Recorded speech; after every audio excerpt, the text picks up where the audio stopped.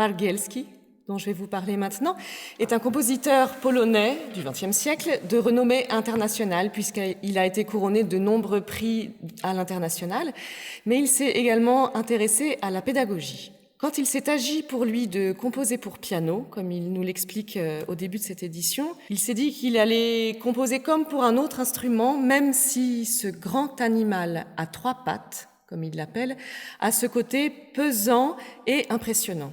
Pesant, car c'est un gros animal qui peut avoir un très gros son, et donc il a choisi aussi de travailler plutôt le côté léger de la matière, et aussi pesant par son histoire, car comme il le dit, des générations et des générations d'interprètes, d'élèves, d'enfants se sont escrimés à travailler des gammes sur cet instrument.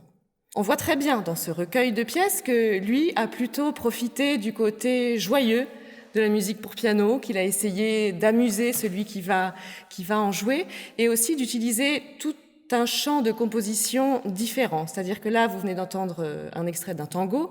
Il y a aussi des chansons à la Tchaïkovski, des choses plus classiques, un blues et de l'écriture contemporaine.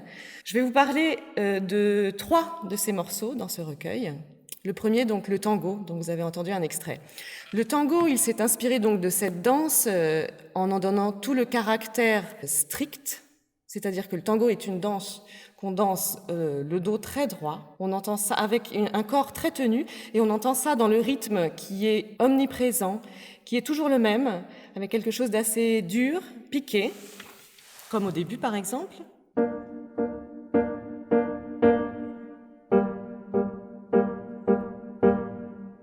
Voilà, tout au long du morceau, il y a ce rythme qui est toujours là et qui avance tels les danseurs, et par contraste, il y a vraiment des moments de déséquilibre avec des accents soit sur les temps faibles, le fameux accent du 4e temps dans le tango,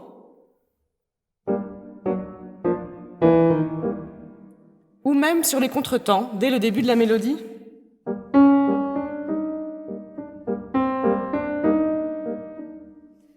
Donc voilà, on entend vraiment bien le contraste entre le côté très tenu et le côté, je dirais, plus sensible, où les émotions ressortent, presque s'échappent du rythme. Au début, c'est fait de manière assez concise, en tournant autour de chromatismes, et au fur et à mesure du morceau, ça se développe, le rythme se resserre.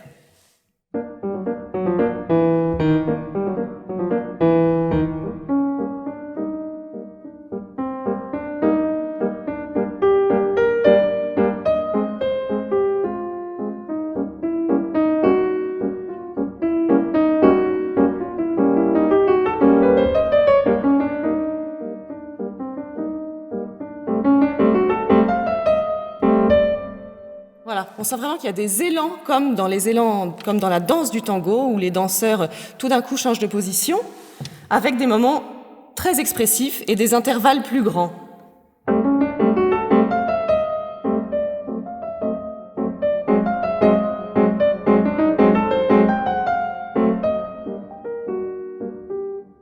Mais on revient dans une nuance plus piano, comme si rien ne s'était passé, car il faut tenir ses émotions.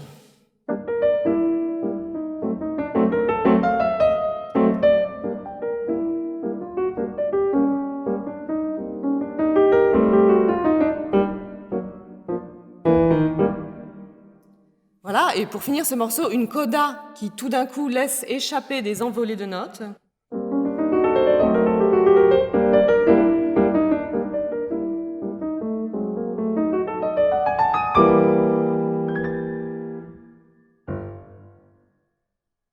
Et cette phase si particulière au tango qui est vraiment une petite note très piano, très piquée dans le grave. Voilà, donc Bargielski s'est amusé avec ce tango à en faire plusieurs versions. D'ailleurs, la première version que je viens de vous montrer et la deuxième avec des accords un peu plus enrichis à la main gauche et la troisième avec une introduction en plus, voilà, au choix de l'interprète, au choix de l'élève, selon le temps qu'il a pour travailler. Je vais vous présenter un autre des morceaux de ce recueil, totalement différent, puisque là, il utilise l'écriture contemporaine. C'est le premier morceau, l'élégie. Alors là, ce qui est très intéressant et ce qui mérite d'être vraiment travaillé pour tout élève ou tout apprenti pianiste, c'est qu'il y a dans ce morceau des grands moments de vide, non pas de silence parce qu'il y a les résonances des cordes du piano, mais de vide, c'est-à-dire que l'interprète ne doit rien faire. Et or, s'il y a peut-être quelque chose de difficile à faire, c'est de ne rien faire. De ne rien faire pendant un temps donné, qui nous est donné par le compositeur, par exemple 8 secondes.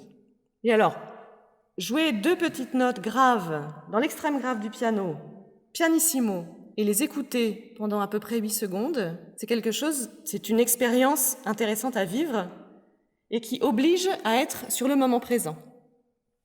Donc il y a des moments comme ça où il y a un grand vide et de temps en temps des touches d'action, je dirais, avec quelques mélodies, quelques notes égrenées qui donc nécessitent une grande concentration avant de les jouer, car la pédale est quasiment omniprésente dans un halo de pédales qu'on change mais avec toutes ces résonances présentes. Et donc chaque note aura une grande incidence sur la sonorité de ce qui arrive. Je vous joue par exemple le début.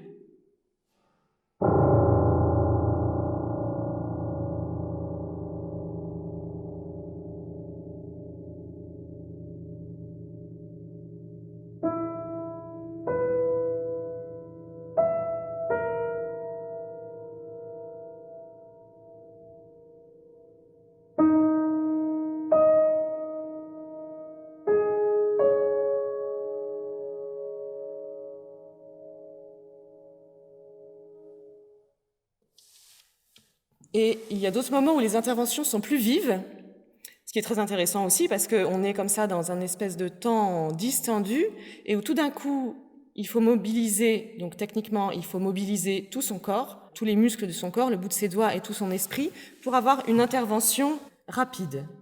Notamment là, je pense à un moment de la partition, il y a toujours donc un halo de pédale dans un accord et une intervention avec un grand sforzando.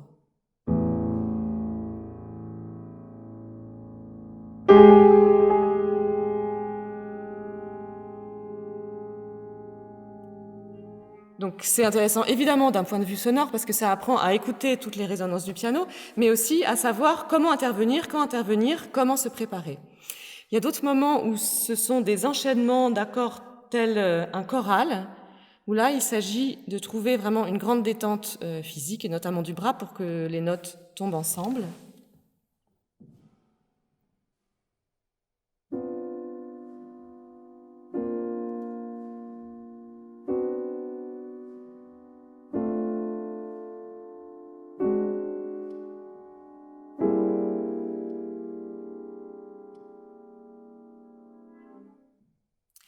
Voilà, et pour finir, quelques interventions qui font éteindre le son, encore une fois, de ce grand instrument.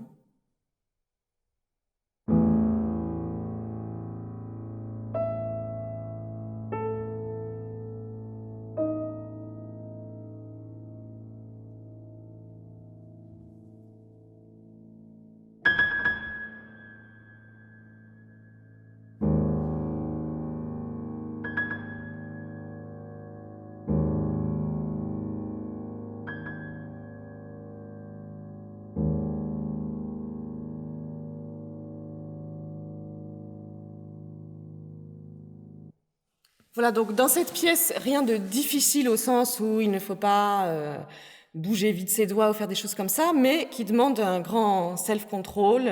On est presque sur du tai chi et c'est vraiment, il faut comme tendre un arc et au moment où la flèche tombe, il faut la lâcher pour que le son arrive. Je vais vous parler d'un troisième de ces morceaux totalement différent qui est une chanson, une des chansons qui est dans ce recueil. Là, Bargielski utilise des harmonies un peu plus modernes avec vraiment une mélodie, un accompagnement. Et ce qui est intéressant, c'est que il y a souvent une seule note à la fois. Donc il s'agit techniquement de faire ressortir la mélodie, d'avoir l'égalité de l'accompagnement, de croiser les mains éventuellement parce que la mélodie est partagée entre la main droite et la main gauche. La pédale, elle, est indiquée très clairement. Elle n'est pas difficile à réaliser parce qu'il faut la changer de manière systématique, toutes les mesures, mais bien accorder son jeu pianistique pour pas que justement tout soit embrouillé.